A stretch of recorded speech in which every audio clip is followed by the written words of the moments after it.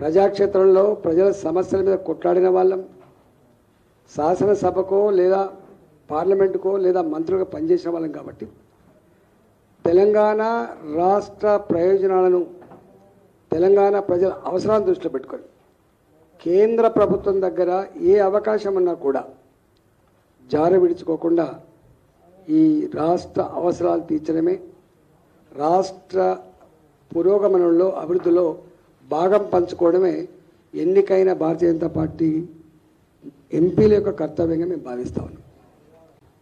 మేము ఊర్లు తిరుగుతున్నప్పుడు మాకు వచ్చిన రిప్రజెంటేషన్ ఏవైతున్నాయో దాన్ని తప్పకుండా కేటగరైజ్ చేసుకుంటాం. రాష్ట్ర ప్రభుత్వ పరంగా చేయాల్సినటువంటి ఏంటి, కేంద్ర ప్రభుత్వ పరిధిలో కేంద్ర ప్రభుత్వ అండదండలతో చేసేటువంటి పనులేంటో తప్పకుండా డిమార్కేట్ చేసుకొని, ఒకటి కేంద్ర ప్రభుత్వ పరంగా నేరుగా తెచ్చుకొని డెవలప్ చేసుకుంటాం. రెండోది రాష్ట్ర ప్రభుత్వానికి తప్పకుండా ప్రజల పనులు కాబట్టి, ప్రజా అవసరాలు కాబట్టి, ప్రజాప్రతినిధులు ఎన్నుకోబడ్డం కాబట్టి డెఫినెట్గా రాష్ట్ర ప్రభుత్వ బాధ్యత కూడా నిర్వర్తించడంలో ఎక్కడ విఫలమైతే వాళ్ళ వెంటపడి ఆ పని చేయించే ప్రయత్నం కూడా చేస్తాం. మూడవది, ఇవాళ తెలంగాణ రాష్ట్రంలో మొన్న ఏర్పడ్డ ప్రభుత్వం, రేవంత్ రెడ్డి గారి ప్రభుత్వం అనేక హామీలు ఇచ్చింది. ఇవాళ మేము ప్రతిపక్షంలో ఉన్నాం, బాధ్యత కలిగిన ప్రతిపక్ష పార్టీ హోదా వచ్చింది మాకు.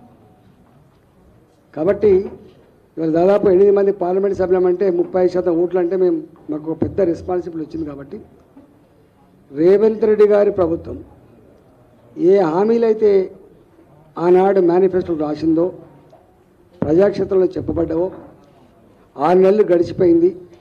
ఒక ఆర్టీసీ బస్సులలో ఉచిత ప్రయాణం తప్ప ఏ ఒక్క సమస్య కూడా పరిష్కారం చేయలేదు. కాబట్టి నా తెలంగాణ మహిళలకి నెలకు గౌరవ భృతి కింద 2500 రూపాయలు కావచ్చు, పేదలకు ఇల్లు కట్టించే డబుల్ బెడ్రూమ్ కట్టించే కార్యక్రమం కావచ్చు, మా నిరుద్యోగ యువతకి 4000 రూపాయల భృతి కావచ్చు, చదువుకున్న ఆడపిల్లలకి స్కూటీలు కావచ్చు, నా రైతాంగానికి 2 లక్షల రూపాయల రుణమాఫీ కావచ్చు, రైతులు పండించిన పంటకు 500 రూపాయల వాళ్ళకి బోనస్ కావచ్చు, ఇవాళ కళ్యాణ లక్ష్మి 1,00,000 రూపాయలతో పాటుగా తులం బంగారం ఇచ్చే కార్యక్రమం కావచ్చు, కొత్త వాళ్లకు పెన్షన్లు కావచ్చు, పెన్షన్ 2000 నుంచి 4000 రూపాయలు పెంచేది కావచ్చు, సకలాంగులకు 4000 రూపాయల పెన్షన్ నుంచి 6000 రూపాయల పెన్షన్ కావచ్చు.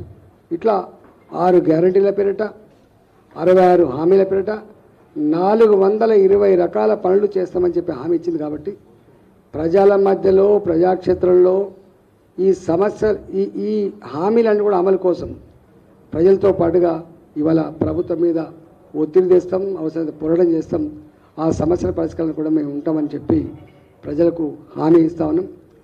మీకు తెలుసు, భారతీయ జనతా పార్టీ అనిత్యం ప్రజలలో ఉండి ప్రజల సమస్యల మీద పోరాటం చేసే పార్టీ. కాబట్టి ఇవాళ ఇంతమంది ఎంపీలు గెలిపించినప్పుడు డెఫినెట్గా ఇవాళ ఆ కార్యక్రమాన్ని కూడా పూర్తి చేస్తామని చెప్పి మనం చేస్తున్నాం.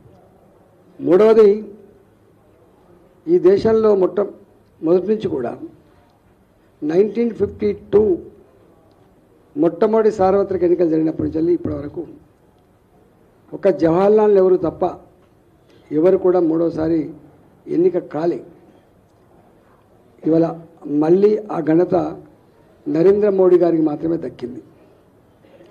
ఆనాడేమో ఈ దేశంలో పెద్ద పార్టీలు లేవు, స్వతంత్రాన్ని తెచ్చిన పార్టీగా ఛాంపియన్ పొంది ఇవాళ ఆ లెగసీలో భాగంగా కాంగ్రెస్ పార్టీకి నెహ్రూ గారు 1952, 57, 62 మూడోసారి కూడా వారు ఎన్నికయ్యారు. 64లో వారు పరమపదించారు. కానీ ఇవాళ మోడీ గారికి ఏ లెగసీ లేకుండా సంకీర్ణ రాజకీయాలు దేశాన్ని నడుపుతున్నటువంటి ఈ రోజులల్లో ఒక టర్మే ఉంటే ఇంకో ఇంకొక ప్రభుత్వాన్ని ఎన్నుకుంటున్న ఈ రోజులలో 10 ఏళ్ళు గడితే ముఖం మొత్తి ఇక వద్దుపో అంటున్న ఈ సందర్భంలో ఇవాళ మూడవసారి ముచ్చటగా మళ్ళీ నరేంద్ర మోడీ గారి నాయకత్వంలో 296 సీట్లతో మేము మాతో పాటుగా 2 పార్ట్నర్స్ అలయన్స్ తోటి ఇవాళ మళ్ళీ మూడోసారి ముచ్చటగా ప్రధానమంత్రి కాబోతున్నటువంటి సందర్భం మనం చూస్తూ ఉన్నాం.